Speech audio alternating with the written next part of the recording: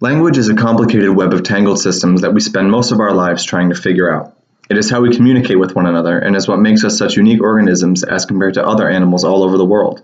There are multiple ways in which we use language to communicate, such as writing, sign language, speaking, and even physical cues like facial expression or body language. For the purposes of this presentation, I'll be focusing specifically on the process of perceiving written language, or a process most commonly referred to as reading. Reading is a complex process that involves perception, language, memory, thinking, and even intelligence, amongst many others. When we read words on paper, billboards, or even some type of computer screen, there are several different processes that are occurring simultaneously. When we view letters, we are actively perceiving what each letter represents, using those letters to form words, retrieving information from our memory to give meaning to those words, and then deciding what the message was that the writer was trying to convey. All of these happen in a matter of nanoseconds, creating quite some room for error. Later in the presentation, developmental dyslexia, one of the most common deficiencies in language processing, will be discussed as it applies to students in a classroom setting. But before we get there, it is important to understand how we are able to read and what processes our brains undergo to make reading a possibility. The first and arguably the most important step is our ability to recognize letters. We are able to perceptually distinguish different sounds, different combinations of letters, and create meanings based on those perceptions. After we successfully recognize each letter, they are then translated into a sound, which is called creating a phonological code. A problem with this is that the English language is particularly confusing to understand because it does not always ensure a direct correspondence between a letter and a sound. For example, cough, thought, and dough all feature the same sequence of letters, O-U-G-H, but in each one, those sequences are pronounced differently. Lexical access, which will be discussed shortly, allows us to give meaning to those words and to perceive them accordingly. After the phonological code is created, it must be sequenced to form a word. When the word is formed, we must then identify it and decipher its meaning, which is done through a process called lexical access. This term refers to the identification of a word that allows us to retrieve its meaning from our memory. We do this with every word as we read it, all in a matter of nanoseconds. It is a testament to the notion that reading is not easy, which is why roughly 50% of adult Americans cannot read a book written at the 8th grade level. Lexical access is considered one of the foundations of reading because without it, words are just combinations and arrangements of lines without any meaning. Cognitive psychologists sought to explain how lexical access occurs by combining components of both top-down and bottom-up theories into something called the interactive activation model. Top-down theories refer to the idea that perceptual processing first occurs with higher levels of cognitive functioning, while bottom-up theories suggest that perception first occurs through the input of sensory information before reaching the higher levels of functioning.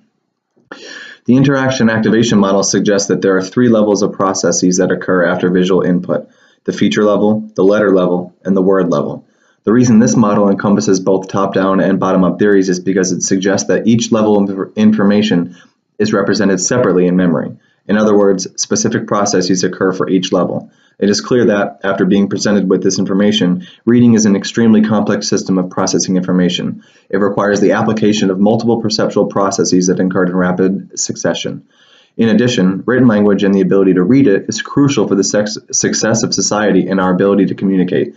This is why it is so important to understand language and how it works so that we can develop ways to assist those who struggle to do so.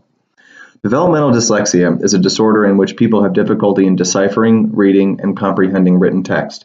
It poses a large problem considering how heavily the modern world relies on written language, especially with the influx of technology in recent years.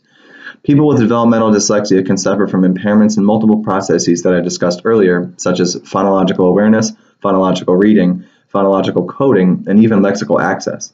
We can look at improving the ability of people with developmental dyslexia to read by examining language from both a top-down and a bottom-up approach to processing.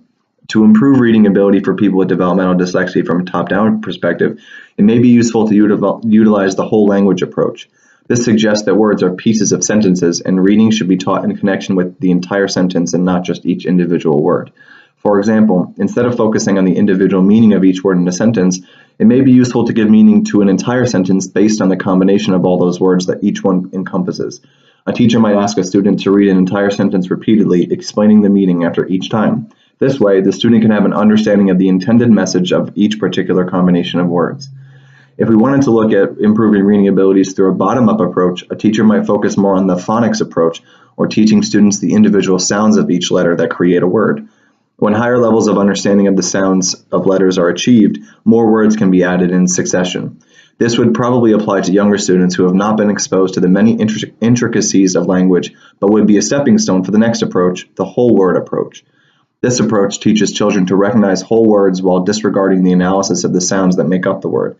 As the students age and develop a deeper understanding of written language, teaching can evolve into this approach. Other researchers suggest that incorporating music and rhythm can be a useful tool to reading. Teachers could associate the pronunciation of words with beats of a drum to help their students better understand the flow of language, which could increase their ability to read. As with many other derivatives of cognitive psychology, it is important to understand our flaws in perceptual processing so that we can combat them. As educators, we must devise ways to improve our students' ability to read, and sometimes it requires some outside-the-box thinking.